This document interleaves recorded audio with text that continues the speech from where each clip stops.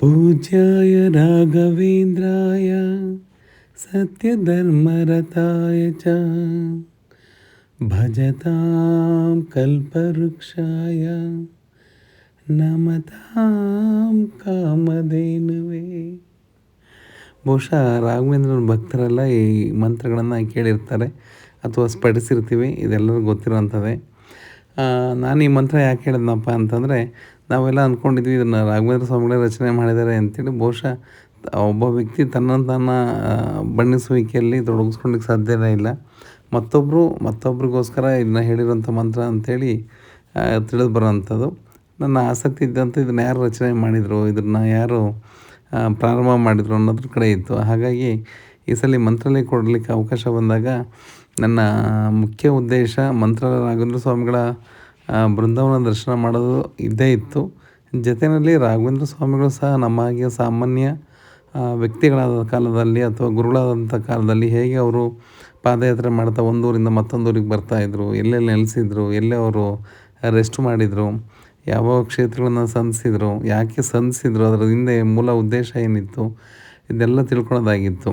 ಹಾಗಾಗಿ ಅವತ್ತು ನಾವು ಚಿತ್ರದುರ್ಗದಿಂದ ಬೆಳಗಿನ ಜಾವ 4 ಗಂಟೆಗೆ ಹೊರಟು ಅಲ್ಲಿಂದ ನಾವು ತಲುಪಲಿಕ್ಕೆ ಶುರು ಮಾಡಿದ್ವಿ. ಬಳ್ಳಾರಿ ಮಾರ್ಗವಾಗಿ ತುಂಬ ಸುಂದರವಾದ ಪ್ರಯಾಣವಾಗಿತ್ತು. ಆದರೆ ಕೆಲವು ಕಡೆ ತುಂಬ ಅಸಹ್ಯ ಆಗ್ತಾಯಿತ್ತು.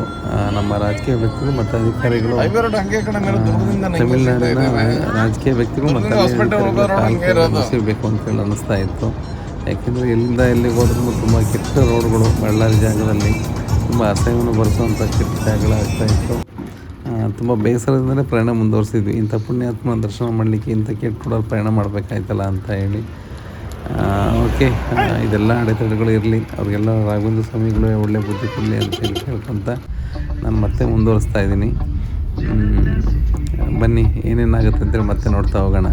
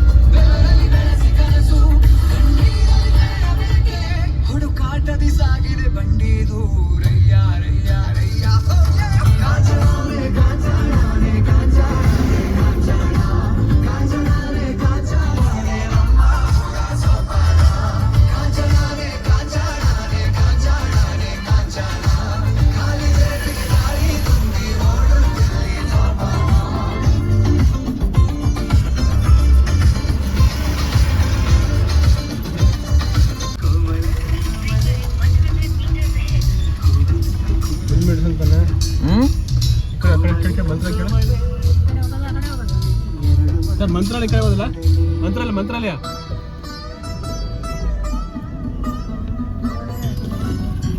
ಬೋರ್ಡ್ ಹಾಕಲ್ಲ, ಕಾರ್ನರ್ ಅಂತ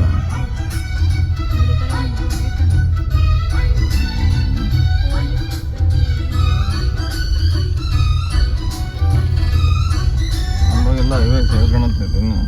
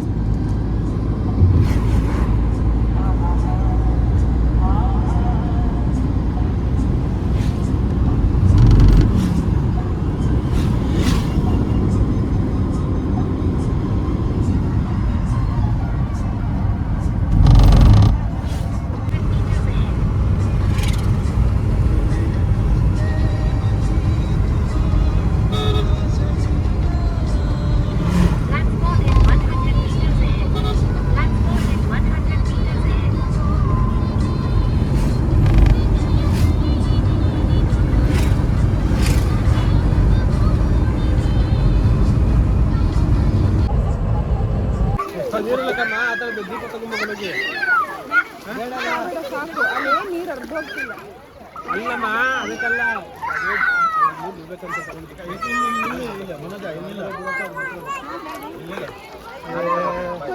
ಸುಮ್ಮನೆ ಗಲೀಜ್ ಮಾಡ್ತಾರೆ ಎಲ್ಲ ಕಡೆ, ಇದನ್ನೆಲ್ಲ ಬಿಟ್ಬಿಟ್ಟು. ಫೋನ್ ಪೇ ಮಾಡಿಕೊಂತಾನೆ.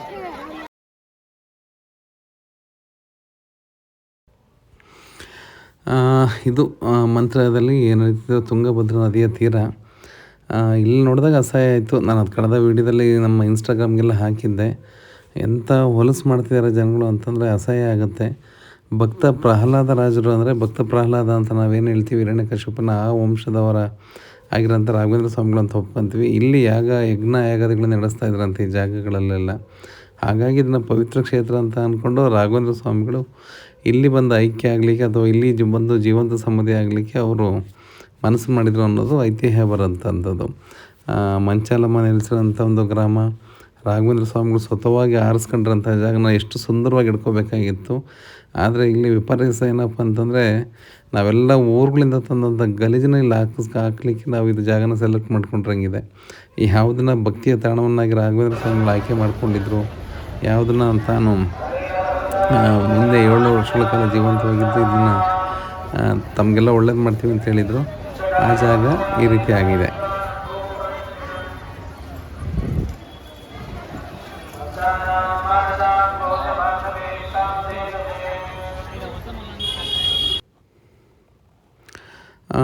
ಇದು ಬಂದುಬಿಟ್ಟು ನಾವೆಲ್ಲ ಆಟೋ ಮಾಡಿಕೊಂಡು ಲೋಕಲ್ ಆಟೋ ರಾಘವೇಂದ್ರ ಸ್ವಾಮಿಗಳ ಏನು ಪಾದಸ್ಪರ್ಶ ಆಗಿತ್ತು ಅಂತ 5 ಜಾಗಗಳ ಕಡೆ ಕರ್ಕೊಂಡು ಹೋಗ್ತೀವಿ ಅಂತ ಹೇಳಿ ಅಲ್ಲಿ ಆಟೋದವರು ಮಾತಾಡ್ಕೊತಾರೆ. ಒಬ್ರಿಗೆ 200 ರೂಪಾಯಿ ಆಗಿ. ಅವರು ಮೊದಲಿಗೆ ಕರ್ಕೊಂಡೋಗಿದ್ದು ಇತ್ತೀಚೆಗೆ ಸ್ಥಾಪನೆ ಮಾಡಿರೋಂಥ ಒಂದು ಬೃಹದಾದ ಆಂಜನೇಯನ ದರ್ಶನ ಮಾಡಿಸ್ತಾರೆ ಮೊದಲಿಗೆ. ನಮಗೆ ಇದೇನಪ್ಪ, ನಾವೆಲ್ಲ ರಾಘವೇಂದ್ರ ಸ್ವಾಮಿಗಳೆಲ್ಲ ಇದು ಮಾಡ್ತಿರೋಂಥ ಕರ್ಕೊಂಡು ಹೋಗ್ತೀವಿ, ಈಗ ಇತ್ತೀಚೆಗೆ ಸ್ಥಾಪನೆ ಮಾಡಿರೋ ದೇವಸ್ಥಾನಕ್ಕೆ ಕರ್ಕೊಂಡು ಹೋಗ್ತೀವಿ ಅಂತ ಅನಿಸುತ್ತೆ.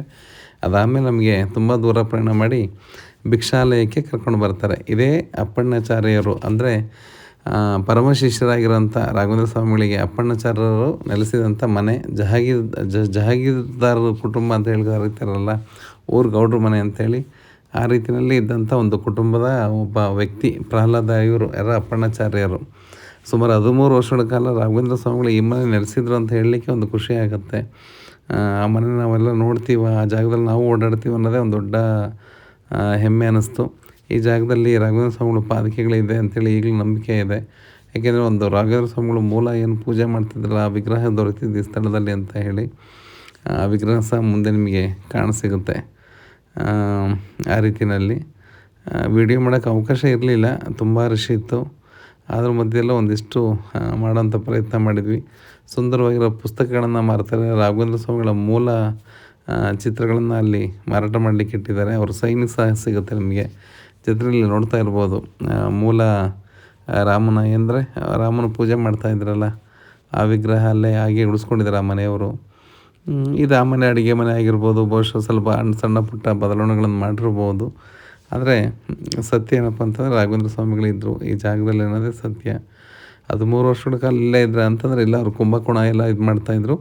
ಈ ಜಾಗಗಳಲ್ಲೂ ಸಹ ಪ್ರಹ್ಲಾದ ರಾಜರು ಸಹ ಈ ಜಾಗದಲ್ಲೂ ಸಹ ಯಜ್ಞಯಾಗಗಳನ್ನು ಮಾಡಿದ್ರು ಅಂತೇಳಿ.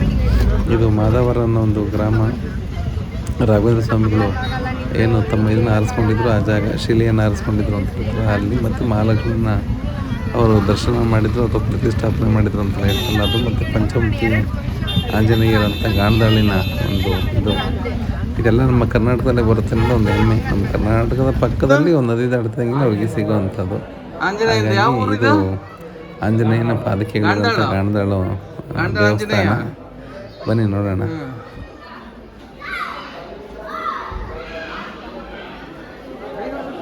ಸವಿತ ಅಂದರೆ ಇವಾಗ ಇರೋದು ಫುಲ್ ಇನ್ನೂ 5 ವರ್ಷ ಬಿಟ್ಟು ಸಣ್ಣಕ್ಕೆ ಆಗ್ತಾ ಬರ್ತಾ ಹೋಗ್ತದೆ.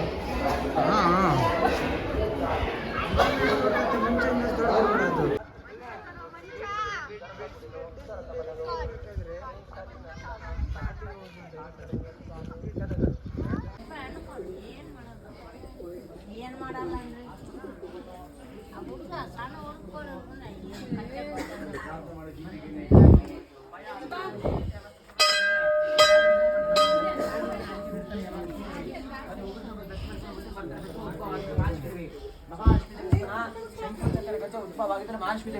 ಇಲ್ಲಿ 150 ರೂಪಾಯಿ ಕಾಣಿಕೆ ಕೊಟ್ಟು ಲಕ್ಷ್ಮಿ ಫೋಟೋ ಮನೆಗೆ ತಗೊಂಡೋಗಿ ಇಲ್ಲ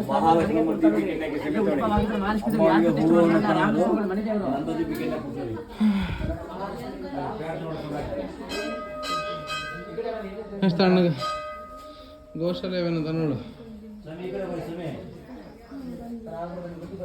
ರಾಘವೇಂದ್ರ ಸ್ವಾಮಿಗಳಿಂದ ಮಂತ್ರಾಲಯಕ್ಕೆ ಹೋಗೋ ಮುಂಚೆ ಮಹಾಲಕ್ಷ್ಮಿ ತಾಯಿ ಹತ್ರ ರಾಘವೇಂದ್ರ ಸ್ವಾಮಿಗಳು ಮಂತ್ರಾಲಯಕ್ಕೆ ಹೋಗೋ ಮುಂಚೆ ರಾಘವೇಂದ್ರ ಸ್ವಾಮಿಗಳು ಮೊದಲು ಬಂದಿದ್ದು ಬಿಚ್ಚಲಿದ್ರು. ಅಲ್ಲಿಂದ ರಾಘವೇಂದ್ರ ಸ್ವಾಮಿಗಳು ಬಿಚ್ಚಲಿಂದ ಪಾದಯಾತ್ರೆ ಮಾಡ್ಕೊಂತ ಮೊದಲು ಇಲ್ಲಿಗೆ ಬಂದ್ರು. ರಾಘವೇಂದ್ರ ಸ್ವಾಮಿಗಳು ಇಲ್ಲಿಗೆ ಬಂದು ಮಹಾಲಕ್ಷ್ಮಿ ತಾಯಿ ಹತ್ರ ಪ್ರತಿನಿತ್ಯ ಇಲ್ಲೇ ಪೂಜೆ ಮಾಡ್ಕೊಂತ ಇಲ್ಲ ಅಮ್ಮನ ಹತ್ರ ಈ ಸ್ಥಳದಲ್ಲೇ ವಾಸ ಮಾಡ್ತಿದ್ರು. ಅವಾಗ ಯಮ ಪ್ರತ್ಯಕ್ಷ ಆಗಿ ರಾಘವೇಂದ್ರ ಸ್ವಾಮಿಗಳಿಗೆ ತಿಳಿಸ್ಕೊಡ್ತಾರ. 5 ಮುಖದಲ್ಲಿ ಆಂಜನೇಯ ಸ್ವಾಮಿ ಬಂಡೆಯಲ್ಲಿ ಕುತ್ಕೊಂಡಿದ್ದಾನಂತ ರಾಘವೇಂದ್ರ ಸ್ವಾಮಿಗಳಿಗೆ ತೋರಿಸ್ಕೊಡ್ತಾರ. ಮಹಾಲಕ್ಷ್ಮಿ ತಾಯಿ ರಾಘವೇಂದ್ರ ಸ್ವಾಮಿಗಳು ಏನು ಕೊಡ್ತಾರೆ ಯಮ. ಆಗ ಮಹಾಲಕ್ಷ್ಮೀ ದೇವಿ ಅವತಾರದಲ್ಲಿ ಆಂಜನೇಯ ಸ್ವಾಮಿ ಕುತ್ಕೊಂಡಿದ್ರು. ಅಗ್ರ ರೂಪದಲ್ಲಿ ಕಾಣಿಸಕತ್ತಾನಲ್ಲ ಅದೇ ನಿನ್ನ ಮೂಲಸ್ಥಾನ. ಆ ಆಂಜನೇಯ ಸ್ವಾಮಿ ನಿನಗೆ ದಾರಿ ತರಿಸ್ಕೊಡ್ತಾರಂತ ಮೊದಲು ಹೇಳ್ಕೊಟ್ಟವ್ರಿ ಮಹಾಲಕ್ಷ್ಮೀ ದೇವಿ. ನೋಡಿ ರಾಘವೇಂದ್ರ ಸ್ವಾಮಿಗಳು ಮೊದಲು ತಾಯಿ ಹತ್ರ ದರ್ಶನ ಆದ ನಂತರನೇ ಪಂಚಮುಖಿ ದೇವಸ್ಥಾನ ಹೋಗಿ ಗರ್ಭಗುಡಿಯಲ್ಲಿ ಕುತ್ಕೊಂಡು 12 ವರ್ಷದಲ್ಲಿ ತಪಸ್ ಮಾಡಿದ್ರು. 16ನೇ ಶತಮಾನದಲ್ಲಿ ಅವರು ತಪಸ್ಸು ಮೆಚ್ಕೊಂಡು ಆಂಜನೇಯ ಸ್ವಾಮಿ ಇದ್ದು 5 ಮುಖದಲ್ಲಿ ಆಂಜನೇಯ ಸ್ವಾಮಿ ರಾಘವೇಂದ್ರ ಸ್ವಾಮಿಗಳಿಗೆ ಪ್ರತ್ಯಕ್ಷ ಆಗಿ ಅಲ್ಲಿ ಉದ್ಭವ ಪಾದಗಳಿದ್ದಾವ. ಮೇಲೆ ಆಂಜನೇಯ ಸ್ವಾಮಿ ಪಾದಗಳು ನೋಡ್ಕೊಂಡ್ ಬಂದ್ರ. ಆಂಜನೇಯ ಸ್ವಾಮಿ ಪಾದಗಳಿದ್ದಾವಲ್ಲ ಆಂಜನೇಯ ಸ್ವಾಮಿ ಅಲ್ಲೇ ನಿಂತ್ಕೊಂಡು ರಾಘವೇಂದ್ರ ಸ್ವಾಮಿಗಳಿಗೆ ಮಂತ್ರಾಲಯಕ್ಕೆ ಹೋಗಲಿಕ್ಕೆ ದಾರಿ ತರಿಸ್ಕೊಟ್ಟಿದ್ರು. ಸ್ವಯಂ ಆಂಜನೇಯ ಸ್ವಾಮಿ ಪಾದಗಳವು. 5 ಮುಖದಲ್ಲಿ ಯಾವ ಬಂದ್ರೆ ಮಧ್ಯದಲ್ಲಿ ಆಂಜನೇಯ ಸ್ವಾಮಿ, ನರಸಿಂಹ, ಗರುಡ, ಅಯ್ಯಗಿರುವ, ವರಹ 5 ಮುಖದಲ್ಲಿ ಆಂಜನೇಯ ಸ್ವಾಮಿ ರಾಘವೇಂದ್ರ ಸ್ವಾಮಿಗಳಿಗೆ ದರ್ಶನ ಕೊಟ್ಟಿದ್ದಕ್ಕೆ ಇಲ್ಲ ಪಂಚಮುಖದ ಕ್ಷೇತ್ರ ಸ್ಥಾನಕ್ಕೆ ತಿರುಪತಿ ವೆಂಕಟೇಶ್ವರ ಸ್ವಾಮಿ, ಮಹಾಲಕ್ಷ್ಮೀ ದೇವಿ, ಆಂಜನೇಯ ಸ್ವಾಮಿ ಇವರೆಲ್ಲರ ಆಶೀರ್ವಾದ ಕೊಟ್ಟ ಮೇಲೆನೆ ಮಂತ್ರಾಲಯಕ್ಕೆ ಹೋದ್ರು. ಅಲ್ಲಿ ಮಾಂಚನಮ್ಮ ದೇವತಾ ಗ್ರಾಮ ದೇವತಾನೆ ಇರ್ಲಿಕ್ಕೆ ಜಾಗ ಕೊಟ್ಟಿರೋದು ರಾಘವೇಂದ್ರ ಸ್ವಾಮಿಗಳಿಗೆ. ಮಂತ್ರಾಲಯದಲ್ಲಿ ರಾಘವೇಂದ್ರ ಸ್ವಾಮಿಗಳು ಜೀವಪುರುಷವಾಗಿದ್ದಾರಲ್ಲ ಅವ್ರು ಇನ್ನೇ ಜೀವಂತವಾಗಿದ್ದಾರೆ. ಈಗಲೂ ಕೂಡ ರಾಘವೇಂದ್ರ ಸ್ವಾಮಿಗಳಿಗೆ 700 ವರ್ಷ. ಈಗ 353 ಆರಾಧನೆ ಆಗಿದೆ ರಾಘವೇಂದ್ರ ಸ್ವಾಮಿಗಳದು. ಇನ್ನು ಉಳಿದಿರೋದ ಬಾಕಿ 347. ಆ 347ವರೆಗೂ ರಾಘವೇಂದ್ರ ಸ್ವಾಮಿಗಳ ಮಂತ್ರಾಲಯದಲ್ಲಿ ಬೃಂದಾವನಾಗಿರ್ತಾರ. ಆ ತಾಯಿನ ಮುಖ ನೋಡಿ ಶಂಕು ಪಕ್ಕದಲ್ಲಿ ಚಕ್ರ ತೋರಿಸ್ತಾರೆ ಗುರುಗಳು. ಶಂಕು ಚಕ್ರ ನೋಡಿ ಈ ದೇವಿ ಅವತಾರದಲ್ಲಿ ರಾಘವೇಂದ್ರ ಸ್ವಾಮಿಗಳಿಗೆ ದರ್ಶನ ಕೊಟ್ಟಿದ್ದಂತ ಮಹಾಲಕ್ಷ್ಮೀ ದೇವಿ ರಾಘವೇಂದ್ರ ಸ್ವಾಮಿಗಳು ಮನಿ ದೇವರು. ಪ್ರಾರ್ಥನೆ ಮಾಡ್ಕೊಳ್ಳಿ. ಸರ್ವಮಂಗಲ ಮಂಗಲ್ಯ ಶ್ರೀ ಶ್ರೀನಿವಾಸ ಸಾಧಿಕೆ ಶರಣ್ಯ ತ್ರಂಬಿಕೆ ಗೌರಿ ನಾರಾಯಣ ನಮಸ್ತೇ ಲಕ್ಷ್ಮೀ ರಮಣ ಗೋವಿಂದ ಗೋವಿಂದ. ಇಲ್ಲಿ ಸ್ನೇಹಿತರೆ, ಇದಾಗಿ ನೋಡ್ತಾ ಹೊರಟಿದ್ದು. ಅದಾದಮೇಲೆ ಕೆಲವೊಂದು ಕಡೆ ವಿಡಿಯೋ ಮಾಡಲಿಕ್ಕೆ ಆಗಲಿಲ್ಲ. ಏನಪ್ಪ ಅಂತಂದರೆ ಬಿಚ್ಚಾಲೆ ಅಂತ ಏನು ಕರಿತೀವಿ ನಾವು, ಭಿಕ್ಷಾಲೆ ಅಂತ ಹೇಳಿ ಕರಿತೀವಿ. ಆ ಜಾಗದಲ್ಲಿ ನಿರಂತರವಾಗಿ ರಾಘವೇಂದ್ರ ಸ್ವಾಮಿಗಳು ಬೆಳಗಿನ ಜಾವ ಎದ್ದು ಸ್ನಾನ ಮಾಡ್ಕೊಂಡಂಥ ಜಾಗ. ಮತ್ತು ಅಲ್ಲಿ ಅವರು ಮೂಲ ಅಲ್ಲಿ ತಾವೇ ಅಲ್ಲಿ ಏನು ಬೃಂದಾವನ ಸ್ಥಾಪನೆ ಮಾಡ್ಕೋಬೇಕು ಅಂತ ಹೋದ್ರು. ಒಂದು ಜಾಗದಲ್ಲಿ ಯಾರೊಬ್ಬರು ಜಂಗಮರು ಬಂದು ಪ್ರಾರ್ಥನೆಯ ಮೇರೆಗೆ ಅಲ್ಲಿಂದ ಅವರು ಮಂಚಲೆ ಗ್ರಾಮಕ್ಕೆ ತಮ್ಮ ಇದನ್ನು ಶಿಫ್ಟ್ ಮಾಡುತ್ತಾರೆ. ಮತ್ತು ಅವರು ದಿನ ಅವ್ರಿಗೆ ಅಪ್ಪಣಾಚಾರ್ಯವರು ಅವ್ರು ಇಷ್ಟಪಟ್ಟಾಗೆಲ್ಲ ರುಬ್ಬಿ ತಿನ್ನಿಸ್ತಿದ್ದ, ಅಂದರೆ ವಡೆ ಅವ್ರು ತುಂಬ ಇಷ್ಟ ಅಂತೆ, ಕಡಲೆಬೇಳೆ ವಡೆ ಅದಕ್ಕೆ ಬಳಸ್ತಾ ಇದ್ದಂಥದ್ದು. ಮತ್ತು ನರಸಿಂಹ ದೇವ್ರನ್ನ ನಾವು ಸ್ಥಾಪನೆ ಮಾಡಿದ್ದಾರೆ ಆ ಜಾಗದಲ್ಲಿ. ಆ ಜಾಗಗಳಿರ್ಬೋದು. ಮತ್ತು ಅವರು ಹಿಂದಿನ ಗುರುಗಳು ಅವರಿಗೆ ಒಂದು ಬೃಂದಾವನ ಸ್ಥಾಪನೆ ಮಾಡಿದ್ರಲ್ಲ ಆ ಜಾಗಗಳು. ಜೊತೆಗಿನಲ್ಲಿ ಇದು ಅವ್ರ ಗುರುಗಳು ಸ್ಥಾಪನೆ ಮಾಡಿರೋಂಥ ಇದು. ಮತ್ತು ಈಗ ನೆಕ್ಸ್ಟ್ ಬರೋಂಥ ಫೋಟೋ ಏನಿದೆಯಲ್ಲ, ಅವರು ನಿತ್ಯ ಪೂಜೆ ಮಾಡ್ತಿದ್ದ ಲಿಂಗಿಗೆ ಅದನ್ನು ಸಹ ಅಲ್ಲಿ ಪೂಜೆ ಮಾಡ್ತಿದ್ರು ಅಂತ ಹೇಳ್ತಾರೆ. ಈ ಜಾಗದಲ್ಲಿ ಅವ್ರು ಕೂತ್ಕೊಂಡು ಅನುಷ್ಠಾನ ಮಾಡ್ತಾಯಿದ್ರಂತೆ. ಇದೇ ಜಾಗದಲ್ಲಿ ಅವರು ಬೃಂದಾವನ ಸ್ಥಾಪನೆ ಆಗಬೇಕು ಅಂತ ಇರುತ್ತೆ. ಮತ್ತೊಬ್ಬರು ಜಂಗಮರ ಪ್ರಾರ್ಥನೆಯ ಮೇರೆಗೆ ಅವರು ಜಾಗವನ್ನು ಚೇಂಜ್ ಮಾಡಿ ಮಂಚಾಲಯ ಗ್ರಾಮನ ಆರಿಸ್ಕೊತಾರೆ. ಈ ಜಾಗ ಇದೆಲ್ಲ ಏಕಶಿಲೆಯಲ್ಲಾಗಿರೋಂಥ ಒಂದು ಇದು ಮಂಚಾಲಮ್ಮನ ದೇವಸ್ಥಾನ, ರಾಘವೇಂದ್ರ ಸ್ವಾಮಿ ಗದ್ದಿಗೆ ಪಕ್ಕದಲ್ಲಿರೋವಂಥದ್ದು. ಇತ್ತೀಚೆಗೆ ನಾವು ಬೆಳವಣಿಗೆ ನೋಡಿರ್ಬೋದು ನೀವೆಲ್ಲದು. ತುಂಬ ಸುಂದರವಾಗಿ ವ್ಯವಸ್ಥೆಯನ್ನು ಮಾಡಿದ್ದಾರೆ. ಲಕ್ಷಾಂತರ ಜನ ಭಕ್ತಾದಿಗಳು ಬಂದು ಹೋಗ್ತಾ ಇದ್ದಾರೆ. ದಯವಿಟ್ಟು ಮನವಿ ಏನಪ್ಪ ಅಂತಂದರೆ ಸ್ವಚ್ಛತೆಯನ್ನು ಕಾಪಾಡಿ ಆ ಜಾಗದಲ್ಲಿ ಅನ್ನೋದು ಅಷ್ಟೇ ಮನವಿ. ವಿಡಿಯೋ ಉದ್ದ ಆಗಿರ್ಬೋದು, ಬಹುಶಃ ಸುಮಾರಷ್ಟೇ ಯಾವುದನ್ನು ಕಟ್ ಮಾಡಲಿಕ್ಕೆ ಹೋಗಿಲ್ಲ, ಆಗಿಂದ ಹಾಗೆ ತೋರಿಸ್ತಾ ಹೋಗಿದ್ದೀನಿ. ಹಾಗಾಗಿ ಬೇಜಾರು ಮಾಡ್ಕೋಬೇಡಿ. ಸಾಧ್ಯವಾದರೆ ಶೇರ್ ಮಾಡಿ. Thank you.